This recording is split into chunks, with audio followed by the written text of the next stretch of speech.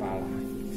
Bapa yang bersemai dalam kerajaan surga, yang boleh kami kenal di dalam nama Tuhan Yesus Kristus, pagi yang cerah yang Kau berikan hidup kami, yang Kau sudah pelihara kami, dan pagi yang cerah kami ada mesbah keluarga, mesbah pribadi, kami naikkan pujian penyembahan, kami akan naikkan doa syafaat, dan kami rindu untuk mendengarkan renungan firman. Pakai hamba-Mu sebagai alat-Mu, urapi hamba-Mu, urapi kami, sehingga kami boleh mengerti akan firman dengan baik. Haleluya, amin. Shalom, selamat pagi. Mari kita akan membaca Yeremia pasal 51 ayat pertama sampai ayat yang ke-64. Yeremia pasal 51 ayat pertama sampai 64. Hukuman Tuhan atas Babel. Beginilah firman Tuhan, sesungguhnya aku menggerakkan terhadap Babel, terhadap penduduk negeri orang-orang Kasdim suatu semangat pemusnah. Aku akan mengiring ke Babel penampi-penampi yang akan menampinya, dan yang akan menyambut bersih negerinya, sebab mereka mengepungnya dari segala pihak. Pada hari malapetaka, hendaklah si pemanah membijikan panahnya kepada orang yang membidik, dan kepada orang yang berbaju zirah. Janganlah merasa sayang akan terunah-terunahnya. Tumpaslah segala tentaranya. Orang-orang yang terbunuh akan rebah di negeri orang-orang Kasdim, dan orang-orang yang luka parah di jalan-jalannya. Sungguh Israel dan Yehuda tidak ditinggalkan sebagai canda oleh Allahnya, oleh Tuhan semesta alam, sebab negeri orang Kasdim penuh dengan kesalahan terhadap Maha Kudus Allah Israel. Lari dari tengah-tengah Babel, hendaklah setiap orang menyelamatkan nyawanya, supaya kamu jangan tertumpas karena kesalahannya, sebab inilah waktu pembalasan bagi Tuhan, Ia membayar ganjaran kepadanya. Ayat yang ke-17. Setiap manusia ternyata bodoh, tidak berpengetahuan, dan siapa pandai emas akan menjadi malu karena patung buatannya, sebab patung tuangannya itu adalah tipu, tidak ada nyawa di dalamnya. Pada ayat yang ke-32, sebab begini firman Tuhan semesta alam Allah Israel, putih Babel adalah seperti tempat pengirikan pada waktu orang menginjak-injak, sebab sedikit waktu lagi akan datang waktu panen baginya. Teruskan ayat yang dikatakan, ayat yang ke-60. Yeremia telah menuliskan dalam sebuah kitab segenap malapetaka yang akan menimpa Babel, yakni segala perkataan yang tertulis di sini mengenai Babel. Kata Yeremia kepada Seraya, jika engkau tiba di Babel, maka ikhtiarkanlah supaya engkau dapat membacanya segala perkataan ini, dan katakanlah, Tuhan engkau telah berfirman tentang kota ini, bahwa engkau akan menyiapkannya sehingga tidak ada lagi yang diam dalamnya, baik manusia pun hewan, dan seluruh kota ini akan menjadi tempat tandus untuk selama-lamanya. Apabila engkau selesai membacakan kitab ini, maka ikatlah sebuah batu kepadanya, lalu lemparkanlah ia ke tengah-tengah sungai Efrat, sambil berkata, beginilah Babel akan tenggelam dan tidak akan timbul lagi oleh karena malapetaka yang kudatangkan atasnya. Sampai di sini perkataan Yeremia, suatu nubuatan yang disampaikan Yeremia, di mana nubuatan tentang Babel, satu ketika Babel tidak akan dikatakan pada ayat 60. Yeremia telah menuliskan sebuah kitab senap malapetaka yang akan menimpa yaitu segala perkara yang tertulis dalam kitab mengenai Babel. Waktu Babel tidak akan timbul lagi, dia akan habis. Dia akan dihancurkan sebagaimana firman Allah juga berkata pada ayat ayat yang pertama, begini firman Tuhan, sesungguhnya aku menggerakkan Bapa terhadap penduduk negeri orang-orang Kasdim satu semangat pemusnah. Aku akan mengirim kepada penampi-penampi yang akan menampinya dan akan menyapu persis buat negerinya, sebab mereka mengepungnya dari segala pihak pada hari malapetaka. Satu ketika Babel akan dihancurkan. Babel akan dihancurkan.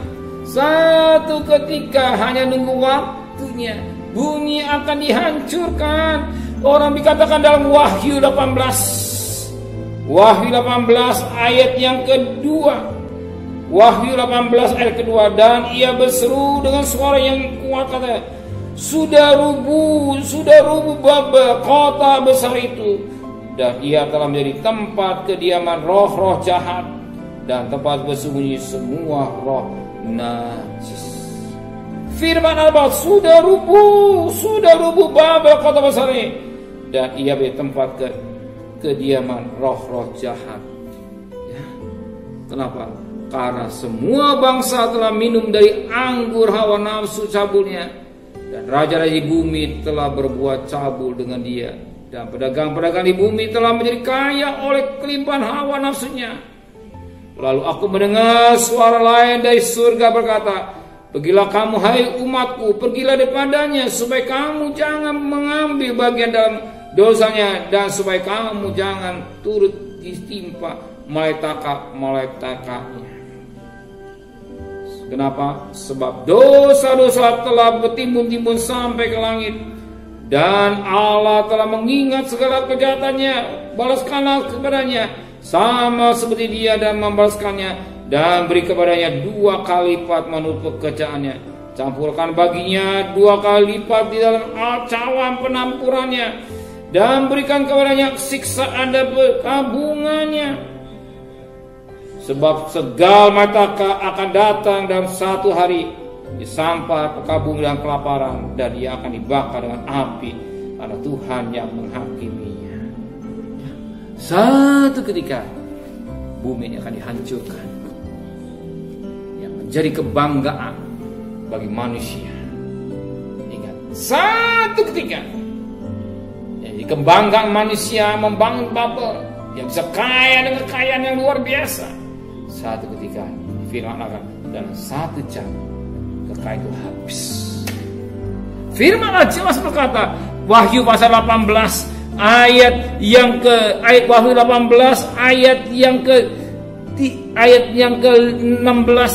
Wahyu 18 ayat 16. Sebab dalam 1 jam saja kekayaan sebanyak itu sudah binasa. 1 jam, tidak nunggu berhari-hari, 1 jam habis binasa. Maka kita bagi orang yang percaya, jangan kadang-kadang harta dunia. Ya.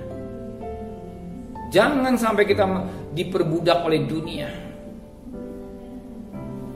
Babel satu ketika habis. Suatu nubuatan disampaikan Yeremia, dan pasti akan terjadi. Dunia yang ketiga akan sudah tua, satu ketika akan datang. Biar kita banyak waktu mencari Tuhan, banyak waktu mendekatkan diri kepada Tuhan, banyak waktu lebih mementingkan kerajaan Allah, bukan hal-hal yang materi, tapi akan hidup ini dalam kekudusan, supaya kita berkenan hidup berkenan kepada Tuhan.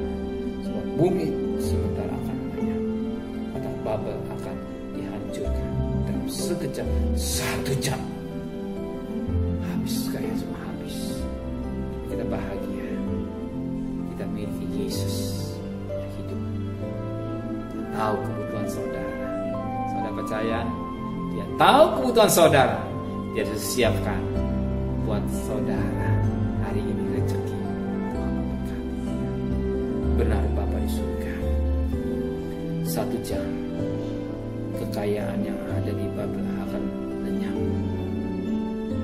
Bagaimana sudah rubuh, suatu nubuatan ini pasti terjadi.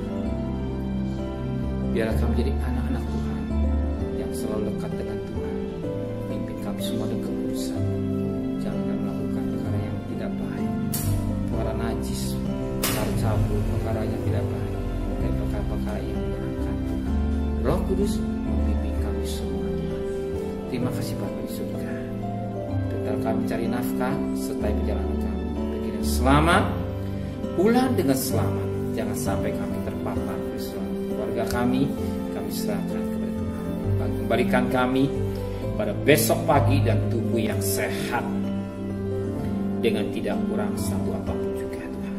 Kami berdoa untuk Bapak Presiden, Wakil Presiden, para menteri, para gubernur, para bupati, para wali kota, para camat, para lurah, para RW, para medis, para RT, para medis, para relawan, para TNI, para Polri, bahkan mereka-mereka yang bekerja di depan Tuhan.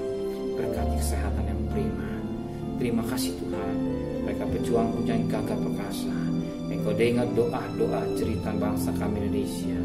Yang sakit semakin berkurang, bahkan yang mati semakin berkurang, tapi yang sembuh semakin banyak Tuhan. Terima kasih Bapa di surga. Terima kasih bahkan mereka mau divaksin berjalan dengan sempurna Tuhan. Terima kasih Bapa di surga dan kekasih. Terimalah berkat nikmat dari Allah Bapa, cinta kasih sayang dari Tuhan Yesus Kristus, berkat Roh Kudus nyata saudara hari ini sampai Maranatha.